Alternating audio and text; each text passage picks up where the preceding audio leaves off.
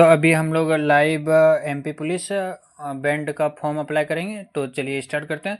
तो सबसे पहले हम लोग सरकारी जॉब फाइंड सर्च करेंगे। सरकारी जॉब फाइंड के बाद देखिए एमपी पुलिस पर क्लिक करने के बाद अप्लाई क्लिक हेयर पर क्लिक करेंगे। इसके बाद सबसे पहले हम लोग नॉट रजिस्टर्ड पर क्लिक करके अपना सबसे पहले रजिस्ट्रेशन आईडी बनाएंगे। ठीक है। तो यहाँ देखिए लिखा हुआ है एप्लीकेशन फर्स्ट नेम। यहाँ देखिए कि फर्स्ट नेम लिखना है, पूरा नाम नहीं लिखना है। अगर किसी का 3 नाम है जैसे कि रवि कुमार सिंह, तो इसमें फर्स्ट नेम में लिखना है रवि कुमार और लास्ट एप्लीकेंट लास्ट नेम में सिंह। देन फादर नेम लिखना है पूरी तरह से, मिस्टर वगैरह किसी में भी नहीं लगाना है, मिस्टर मिसेस मिस कुछ नहीं लगाना है। ठीक है। और कैपिटल लेटर में फॉर्म भरना है, जो भी फॉर्म भरना है वो ज़्यादातर ठीक होता है। फिर हम लोग डेट ऑफ बर्थ क्लिक करेंगे। यहाँ देखिए कि रिजर्वेशन से रिलेटेड दिया हुआ है, जनरल एसटी एससी, जिसमें भी आते हो तो उस पर क्लिक कर सकते हो। तो हम अपना जनरल, हम अदर स्टेट से आते हैं तो जनरल पर क्लिक करेंगे।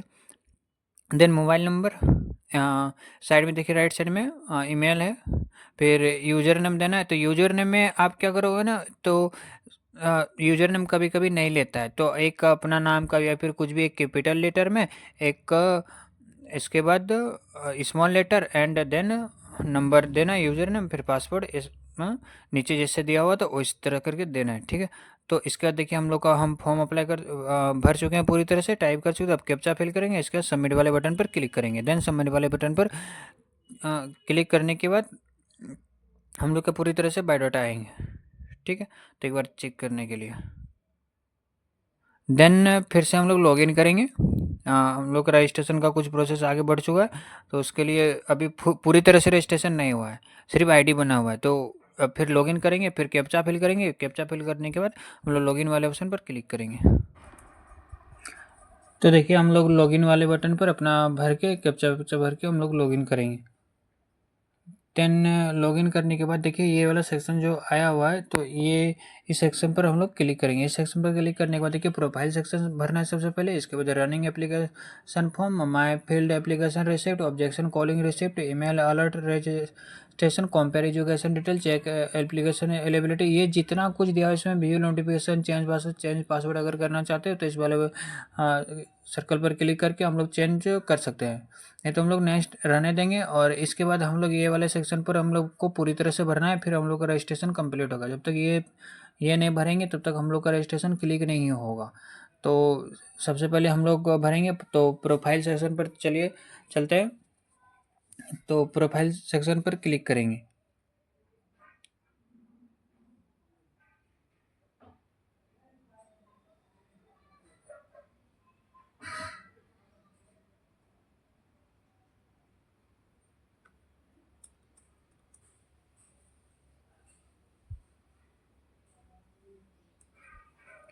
तो अब देखिए तो हम लोग के पास न्यू पेज खुला हुआ है। तो न्यू पेज के खोलने के बाद तो इसमें से कुछ बायोडाटा पहले से दिए हुए हैं जो हम लोग भरे हुए थे, और कुछ हम लोग को भरना है। तो अनमेरिड वगैरह भरना है, किस स्टेट से हो वगैरह भर के हम लोग नेक्स्ट पेज पर आएंगे। नेक्स्ट पेज पर आने के बाद एड्रेस देखिए, एड्रेस फिल करना है। तो इसमें से एड्रेस फिल करना है। एड्रेस फिल करने के बाद आप लोग कर ही सकते हो इसमें से। इसके बाद देखिए वहाँ लिखा एक टिक मारने का ऑप्शन है जिसमें कि सेम एड्रेस का, अगर आप उस पर क्लिक करते हो तो आपका परमानेंट एड्रेस और प्रेजेंट एड्रेस सेम हो जाएगा। नहीं तो आपका अगर प्रेजेंट एड्रेस अलग है और परमानेंट एड्रेस अलग है तो आप अलग अलग भर सकते हो।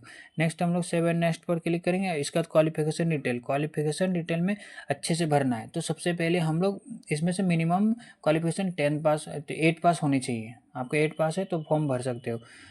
तो इसमें से हम लोग सबसे पहले 10th का फिल करेंगे।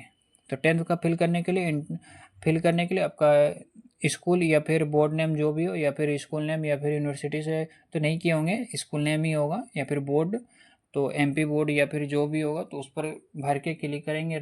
आप रेगुलर ही होंगे ज़्यादातर, पर नहीं है तो आप इस पर अपने अकॉर्डिंग जो भी है फिल करेंगे। फिर roll number and obtain marks मतलब कि आपका जितना एग्ज़ाम में मार्क्स आया हुआ तो वो फिल करेंगे। तो ऑप्टेन मार्क्स का जैसे full marks. Then full marks के बाद आप लोग को पूरी तरह से फुल मार्क्स पर क्लिक करेंगे। देन आपका फुल मार्क्स कितना है फिर देखिए परसेंटेज भरते समय हम लोग को अच्छे से ध्यान देना है। इसमें से ज़्यादातर गलती हो जाती है क्योंकि इसमें कुछ लगाए, देखिए इंटर वैलिड परसेंटेज फॉर्मेट, या फॉर्मेट नीचे दिया हुआ है कि आपका जितना परसेंटेज मार्क्स आया हुआ हो, जैसे 81% आया हुआ है और फिर 71% आया हो, तो इसके बाद आपका जैसे कि मार्क्स आया हुआ है 73%, तो हम लोग 73% के बाद पॉइंट लगा के डबल जीरो लगाएंगे। अगर 3% नहीं, अगर किसी का पॉइंट में आया हुआ हो, सिंगल डिजिट का पॉइंट में, जैसे कि 75% 0.4 आया हुआ हो, तो हम लोग 75% 40 लगाएंगे, लास्ट में जीरो डालना है। और किसी का अगर 75% और कुछ परसेंट में डबल डिजिट आएगा तो डबल डिजिट करना है। इसका ऐड वाले बटन पर क्लिक करेंगे तो नेक्स्ट हम लोग ऐड पर क्लिक करने के बाद देखिए हम लोग अब अगर हायर एजुकेशन आपके पास जो भी हो, ग्रेजुएशन हो, इंटर हो या फिर पीजी वगैरह कुछ भी किए हुए, तो इस पर क्लिक करना है। नेक्स्ट इस पर क्लिक करने के बाद फिर सेम टू सेम इसी तरह करके फिर से हम लोग को भरना है परसेंटेज वगैरह। आप जिस बोर्ड से आते हो, यूनिवर्सिटी से आते हो, या roll number, obtain marks, full marks, जो जो इसमें दिया हुआ अच्छे से पूरी तरह से ध्यान देकर भरना है, गलती नहीं करना है, ठीक है। एंड फिर हम लोग नेक्स्ट पर क्लिक करेंगे। नेक्स्ट पर क्लिक करने के बाद देखिए अब फ़ोटो अपलोड करनी है। तो फ़ोटो अपलोड करते समय ध्यान देना कि कलर फ़ोटो होना चाहिए, उसमें सिग्नेचर विथ सिग्नेचर होनी ही चाहिए। उसके बाद ओनली पीजीपी फॉर्मेट अलाउड, मतलब फ़ोटो में ही पीडीएफ में अपलोड नहीं करना है। तो हम लोग को फ़ोटो आ चुका है तो फ़ोटो अपलोड करते हैं। फ़ोटो के बाद सिग्नेचर भी अपलोड करना है, और जितना केबी में मांगा गया उतना ही केबी में अपलोड करना है। और अगर आप एमपी से है तो डोमिसाइल अपलोड करना ही पड़ेगा। तो जैसे कि हम एमपी से नहीं है तो इसमें से डोमिसाइल अपलोड नहीं करेंगे, और अगर आप एमपी से है तो डोमिसाइल अपलोड करेंगे तब आपको रिजर्वेशन मिलेंगे। नेक्स्ट हम लोग सेव एंड नेक्स्ट पर क्लिक करेंगे। सेव एंड नेक्स्ट पर क्लिक करने के बाद हम लोग का फ़ोटो अपलोड हो चुका है, ठीक है। तो नेक्स्ट हम लोग देखेंगे पूरी तरह से हम लोग का जितना भरे हुए थे वो सारा आ गया है। तो एक बारीकी से अच्छी तरह से सबको चेक कर लेना है ताकि गलती ना हो। अब फाइनल सबमिट करने के बाद आप एडिट नहीं कर सकते हो, तो फिर बाद में प्रॉब्लम हो जाएगी। एडिट तभी कर सकते हो जब पोर्टल द्वारा फिर से अगर करेक्शन फॉर्म निकाला गया तो कर सकते हो, नहीं तो आप एडिट नहीं कर सकते हो। देन आप प्रिंट करके भी रख सकते हो। ये रजिस्ट्रेशन का प्रोसेस था, ये रजिस्ट्रेशन अब हो चुका है, ये ओनली रजिस्ट्रेशन का प्रोसेस था।